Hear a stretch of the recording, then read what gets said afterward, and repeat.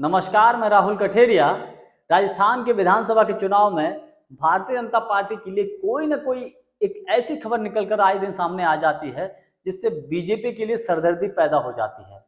अब ताजा खबर ये है कि भाजपा के सांसद कर्नल राज्यवर्धन सिंह राठौड़ जी, जिनको बीजेपी ने विधानसभा का टिकट दिया है। आप बात समझिए, एक सांसद को, जो कि वो सांसद हैं, अब उनको विधानसभा का टिकट दिया है। और विधानसभा का टिकट मिलने के बाद जब कर्नल साहब अपने क्षेत्र में जाते हैं लोगों से मुलाकात करने के लिए, वोट मांगने के लिए, तो रास्ते में कहा यह जा रहा है कि बीजेपी के कार्यकर्ता और जनता काला झंडा पकड़ के कर्नल साहब का विरोध करने के लिए सड़क के किनारे खड़े थे।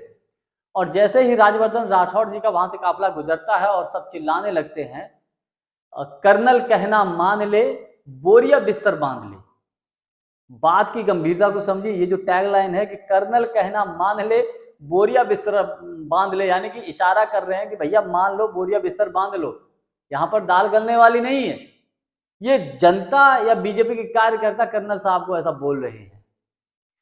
स्थिति कितनी खराब है आप इसको ऐसे समझिए कि कर्नल राज्यवर्धन सिंह राठौड़ जी बीजेपी के एक सांसद हैं। बीजेपी को विधानसभा के लिए कोई उपयुक्त उम्मीदवार नहीं मिला, इसलिए कर्नल साहब को सांसदी से हटाकर उनको साहब जो है विधानसभा का टिकट दे दिया गया कि साहब आप विधायकी लड़िए। तो जब ये स्थिति एक इतने बड़े नेता की है, एक सांसद की स्थिति है, तो सोचिए राजस्थान में अन्य क्षेत्रों में क्या स्थिति होगी।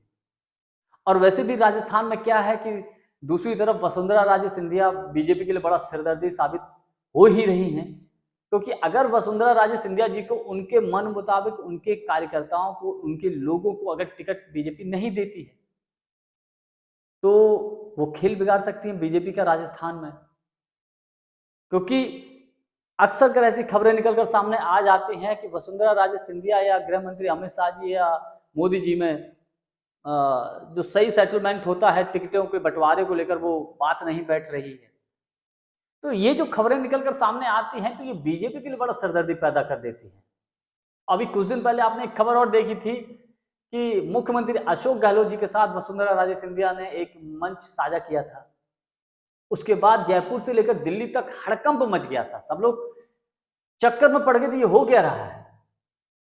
तो एक अंदर खाने खबर ये भी है कि अगर वसुंधरा राजे सिंधिया जी रूठ गई राजस्थान में, उनके मन मुताबिक उनके लोगों को टिकट नहीं दिए गए, तो राजस्थान में कुछ भी हो सकता है। क्योंकि राजस्थान में मुख्यमंत्री अशोक गहलोत जी हैं और उनको राजनीति का जादूगर कहा जाता है।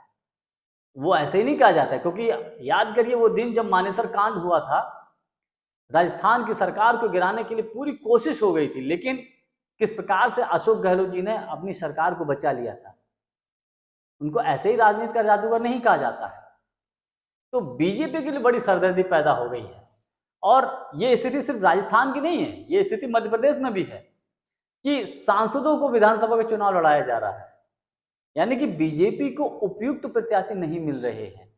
और राजस्थान में एक चलन होता है कि 5 साल अगर बीजेपी तो 5 साल फिर कांग्रेस, फिर उसके बाद 5 साल बीजेपी। लेकिन कांग्रेस इस बात पूरा दम लगा रही है कि राजस्थान में जो चलन चलता है, इस चलन को तोड़ दिया जाए और पुनः एक बार कांग्रेस पार्टी की सरकार को बनाया जाए। अंदर खाने खबर ये है कि जो मतभेद मुख्यमंत्री अशोक गहलोत जी और सचिन पायलट जी के बीच रहता है, आपस में इस मतभेद को भी दूर कर लिया गया है। अब इसका कितना असर कांग्रेस के पक्ष में होता है या बीजेपी को, ये जो आए दिन रोज खबरें निकल कर आती हैं, इनका कितना नुकसान होता है, वो आने वाला वक्त बताएगा। लेकिन आज के लिए बस इतना ही। वीडियो को लाइक, शेयर और चैनल को सब्सक्राइब जरूर कर दीजिएगा। बहुत बहुत धन्यवाद। नमस्कार।